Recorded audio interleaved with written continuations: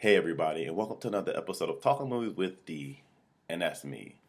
As always, we're going to review a movie that comes out this weekend, and today we're doing another Olympic movie called Eddie the Eagle. As always, we don't give spoilers away, so I'm just going to give a brief description of the movie and then give my positive and negative. So here we go. The movie is inspired by true events. Eddie the Eagle is a feel-good story about Michael Eddie Edwards, played by Taron Egerton, an unlikely but courageous British ski jumper who never stopped believing that he would participate in the Olympics one day, which was a lifelong dream since he was a little kid. Uh, like I said before, this is another Olympic movie, which I just reviewed Race last week. It's very different from Race because Jesse Owens was a naturally gifted runner who was destroyed records and stuff like that. This movie is a little different, and so let me start with my negatives. I don't have very many. I feel like I'm kind of nitpicky a little bit, just because I did enjoy this movie very much. So starting out with Hugh Jackman, Wolverine, man with the claws. I love Hugh Jackman as always, but in this movie, I felt like he's playing the same role he does a lot, which kind of maybe a more lighthearted Wolverine, or definitely the character he played, the dad he played in Real Steel, where he's kind of the hard guy who doesn't want to help, but he kind of gets suckered into it and is along for the ride. It wasn't that it was not that I didn't like it; it's just that I noticed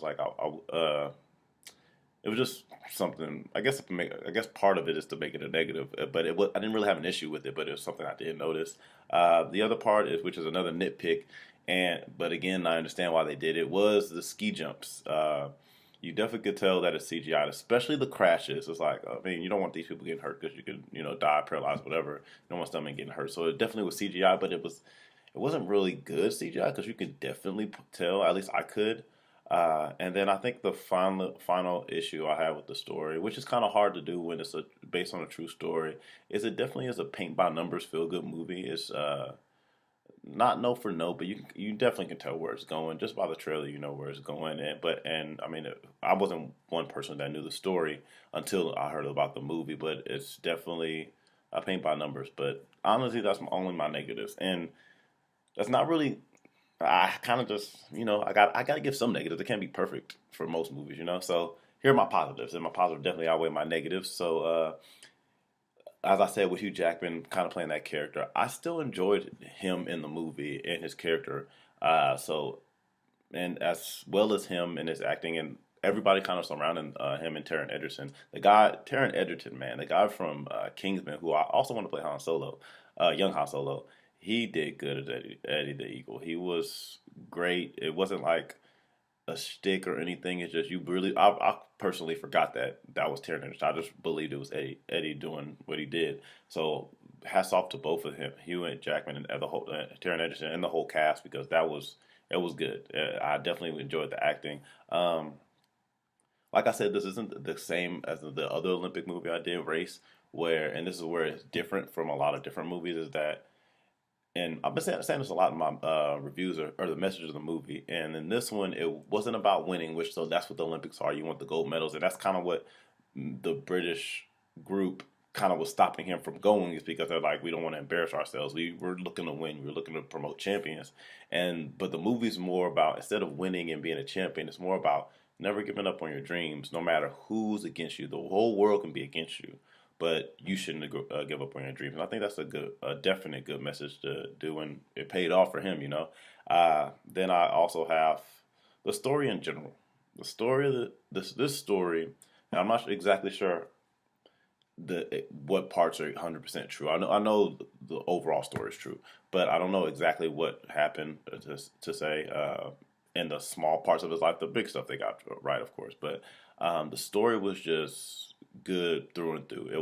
It's about 2 hours long, I believe. I might have to double check that, but the story kept you engaged. It was funny where it should have been funny. It was heartwarming when it should have been heartwarming, and you definitely are rooting for Eddie the whole time. And it's funny because probably one of the best parts about the movie is throughout the movie you're kind of like the crowd at the Olympics cheering him on, because you usually cheer for the winners.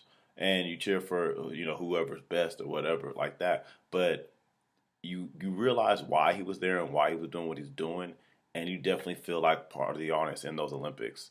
And you can't help but cheer. People in the crowd cheered, and I did as well, and happy for him. And that's kind of the way you wish it was all the time for everyone. Instead of the whole as competitive or having issues and stuff like that, looking down. You just want to root for somebody and root for somebody for good reasons. Um, One other thing I just thought about, I didn't even put in my notes, which I thought was a very cool coincidence, and I think it was cool that they put it in the movie. The year that this was done, the Olympics that this took place, was the same year that the Jamaican bobsled team from the movie Cool Runnings actually did what they did. So he had both of these things happen in Canada at the same time during the same Olympics, which I thought was pretty cool. And the fact that they actually did that and put it in the movie. So it's very crazy coincidence, but pretty cool at the same time because it's kind of the same story, but theirs was more about winning and being accepted, race and country and stuff like that. He was just more individual who was challenged, who had a lot of challenges trying to make his dreams happen. So let's score this bad boy. I definitely like the movie, as you could tell. It isn't the greatest movie. It's probably not going to be an Oscar-nominated movie, especially coming out early this year. It'll get looked over later on in the year. But I think it was a through and through good movie. I give it an 8 out of 10. And with that being said, out of all the movies that come out this week, and I'm going to be reviewing Gods of Egypt tomorrow. I can't today because I got to run around. But this is the movie you should see this weekend. If you haven't seen Deadpool or a lot of the Oscar movies that are out, Star Wars, Brooklyn, all those movies that are coming out, or that are already in theaters, this is the movie you should see this weekend. Go see Eddie the Eagle. You can take your friends, you can take your family, take everybody, and just have a good time and enjoy your time and have good, clean fun at the movies. But that's all I got for you guys today. So as always, click that thumbs up button if you like the video. Please make sure to comment below. Let me know if you've seen the movie, if you want to see the movie. Did I help steer you in the right direction, saying, hey, don't go see Gods of Egypt, go see Eddie the Eagle or one of the other movies out? Did I help make your choice easier to go, what you're going to see this weekend with your family?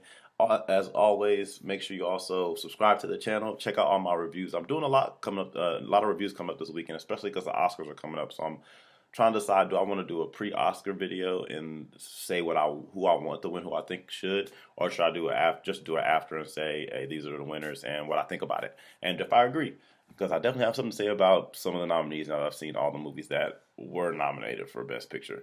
But that's all I got for you guys today. So deuces, and I'm out.